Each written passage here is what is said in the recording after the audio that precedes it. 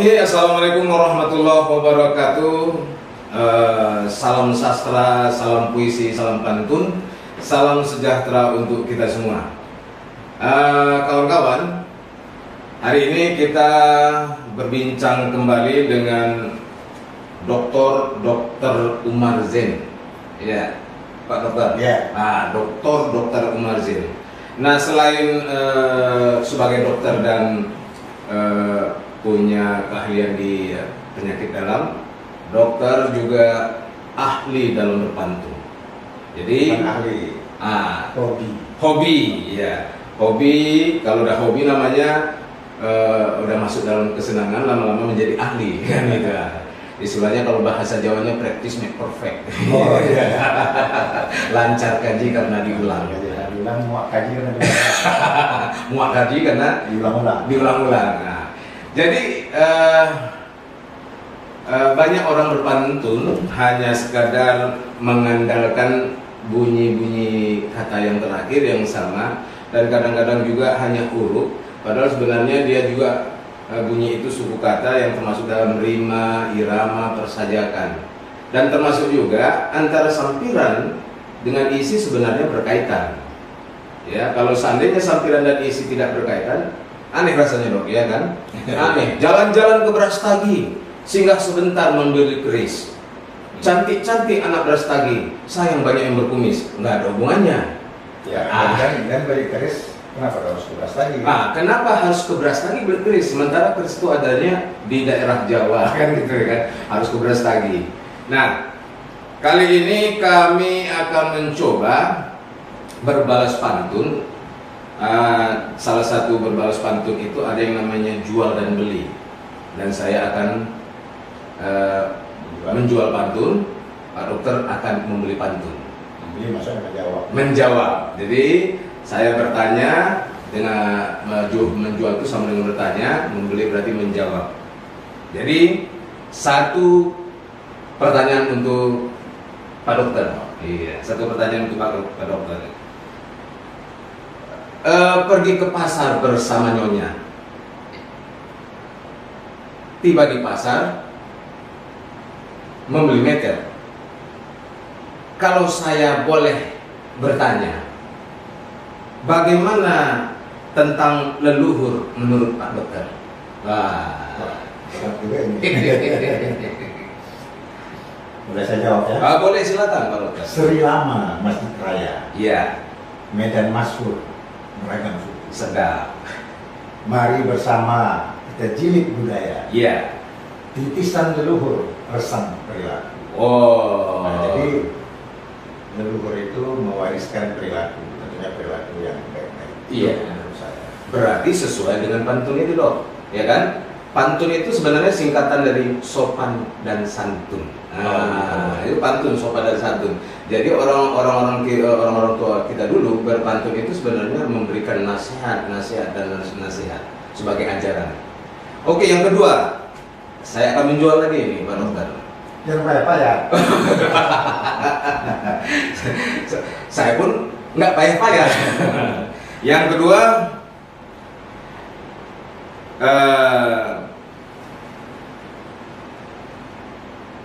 pergi ke pasar membeli kuitang. Tiba di pasar membeli babat. Saya nggak bertanya nih dokter, kalau memang dokter itu orang pintar, bagaimana tanggapan Pak Dokter tentang pejabat? Maksudnya pejabat dalam hal apa ini? Dalam hal Ya, dalam hal bebas, kira-kira dalam kebudayaan boleh. Bagaimana tanggapan pejabat tentang kebudayaan? Bagaimana tanggapan pejabat tentang kesenian? Bebas, menurut Dokter Bapak. Sultan Langkat, juang berjaya. Ornamen Melayu, kuning-kuning. Iya. Kenang pejabat, julang budaya.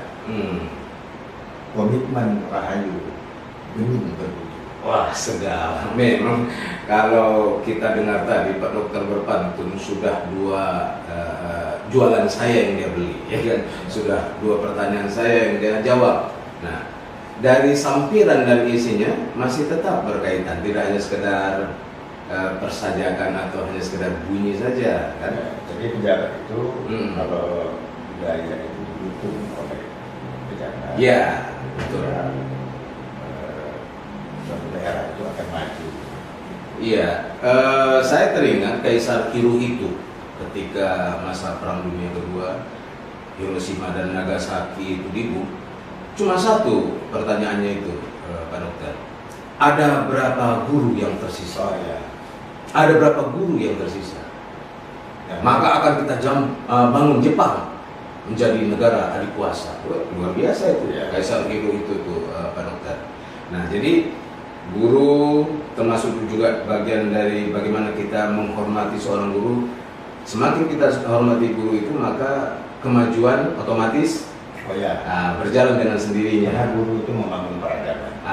Guru membangun peradaban. Nah, ini sedap nih dokter. Guru membangun peradaban. Orang yang menghormati guru berarti peradabannya maju. Ya. Yang tidak menghormati guru berarti siap-siaplah menunggu kehancuran. Ya.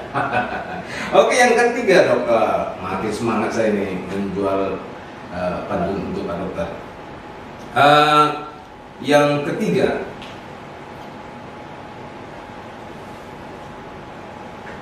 masih tentang leluhur ini Pak Dokter. Iya. Berdiri kita di Batu Cadas. Begitu berdiri, hati terhibur. Kalaulah memang Pak Dokter itu memang orang yang cerdas. Kembali saya bertanya, bagaimana budi pekerti pejabat yang luhur? Oh. Iya. Ini makin lama makin berat. Jualannya. Iya, ya maksudnya karena udah mulai tak laku ini. Saya coba ya. Oke, silakan dok. Langkah teratur lampin tari, ronggeng deli, gembira sentiasa. Iya. Kalaulah luhur pemimpin negeri, tak oleng jeli, bahtera bangsa. Iya, artinya apa itu dok? Pemimpin itu harus luhur. Budi pekertinya. Nah, jadi kalau pemimpin udah luhur budi pekertinya, otomatis tentunya perahu negeri ini akan berjalan sesuai sesuai dengan yang diinginkan. Cocok kan? Cocok kali Pak Dokter ya. Jadi berarti dari pantun ini sendiri kita bisa mendapatkan ketua-ketua nasihat-nasihat gitu Pak Dokter ya. Ya itulah sebenarnya saya menyenangi pantun itu karena itu. Iya. Jadi sama dengan kalau saya sering menyebutkan itu ada di mana-mana selalu saya sampaikan itu bukan titik yang membuat tinta, tapi tinta yang membuat titik. Bukan cantik yang membuat cinta, tapi cinta yang membuat cantik. Iya. Artinya kalau kita sudah suka, tidak ada kelemahan lagi gitu. Kalau sudah kita bahagia, tidak ada kekurangan lagi. Kalau kita sudah ikhlas, tidak ada beban lagi. Nah itu yang saya sebenarnya. Kalau sudah ikhlas nggak ada beban lagi. Nah, cuma itu tadi dikaitkan lagi dengan misalnya kita di dunia ini harus cari duit, jangan cari uang. Oh gitu. Cari duit, jangan cari uang. Loh, apa bedanya? Ya beda. Kalau gitu duit apa? Duit itu doa, usaha, ikhlas, tawakal. Oke, yang masih ada lagi. Wah, karena berkaitan dengan pantun tadi, kita tertarik. Saya mau bertanya juga nih, Pak Dokter ya kan. Sungguh enak kue martabak, apalagi dimakan bersama si Atung. Saya ingin kira-kira tidak mau menebak. Selain yang kita sebutkan tadi, apa lagi fungsi pantun? Iya. Fungsi pantun ya. Baik. Tenun songket kain batu bara. Ya. Dedah warna cerah tersusun. Pantun sederet jalin saudara. Wow. Cerah rona. Indah mengalir. Waduh. Jadi pantun itu selain memberi nasihat kebaikan, juga bisa membangun persaudaraan. Iya, membangun persaudaraan, bisa menjalin kekuatan, persatuan. Jadi orang-orang yang mungkin tidak bisa bersatu bisa dipersatukan. Iya. Ya, gitu ya. Paling tidak bersatu antar anak negeri. Iya betul. Masih ada lagi? Masih ada lagi dong. Saya semangat nih karena makin panas ya kan, dan jualan saya mulai habis nih. Jualan saya mulai habis. Nah, saya bertanya lagi kepada dokter.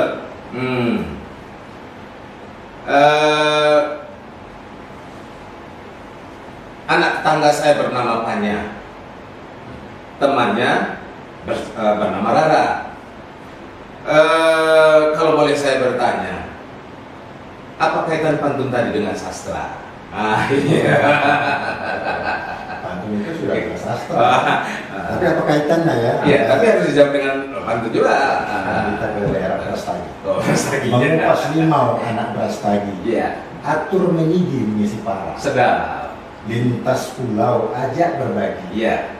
Tutur berseni literasi sastra. Oh, Jadi iya. pantun itu termasuk literasi sastra Iya. yang bisa digunakan untuk bertutur. Iya, jadi bagaimana kita berbicara dengan menggunakan pantun, ya seni berbicara salah satunya adalah dengan berpantun. Iya. Yang paling sering itu dipergunakan pada saat misalnya menikah, ya kan, menikah, telangkai, minang meminang. Jadi fungsi pantun juga bisa juga seperti itu. Jadi seni lisan, ya seni literasi lisan.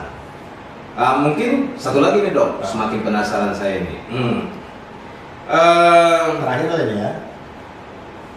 Iyalah kalau memang itu yang terakhir. Baik Pak Dokter,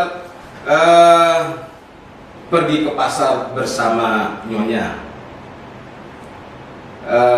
bersama Nyonya ikut si Atun. Kembali lagi saya bertanya,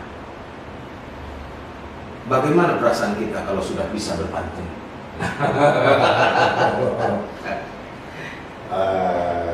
Ini teringat pula saya dengan Gunung Sinabung. Oh, Gunung Sinabung. Ini Gunung Sinabung lagi ya, iya. Betul lagi erupsi. Puncak Sinabung di Lambung Negra. Senandung serunyi suara mentari. Sedap. Kacak bergabung pantun meraga. Asik. Menyanjung seni mekar lestari. Wah, ini memang luar biasa. Jadi nggak salah memang kalau Pak Dokter ini selain ahli penyakit dalam, juga tadi tidak mau disebutkan ahli pantun, cuma hobi berpantun. Tapi dengan jawaban-jawabannya tadi, ya sudah ahli berpantun juga, ya kan Pak Dokter ya. Nah, ini luar biasa. Bapak pun ahli juga menjual Pak. Saya pedagang. Jadi karena pedagang saya biasa menjual, hobinya menjual. Semenjak musim-musim pandemi ini katanya banyak juga orang pandai berdagang ya. Pandai berdagang. Betul kan. Dan termasuk juga saya yang kasihan, saya ada banyak laki-laki yang diusir oleh istrinya. Iya, karena dia bawa becak barang. Di atas becak barangnya itu ada ember, ada tutup sangi, ada juga bak untuk kamar mandi, ada gayung. Rupanya saya tanya-tanya, dia jualan rupanya. Serbu. Jualan rupanya. Jadi baik Pak Dokter, ini sudah betul pembicaraan kita tentang pantun walaupun singkat. Paling tidak ada juga syair, kalau kita bilang gurindam, kalau anak tidak dilatih sudah besar orang tuanya letih. Hati-hati mencari kawan, bisa-bisa menjadi lawan. Nah, kalau ingin misalnya terjalin kesatuan dan persatuan, maka tangan tetap jangan lupa dieratkan. Demikian pertemuan kita, dialog singkat kita pada hari ini tentang pantun.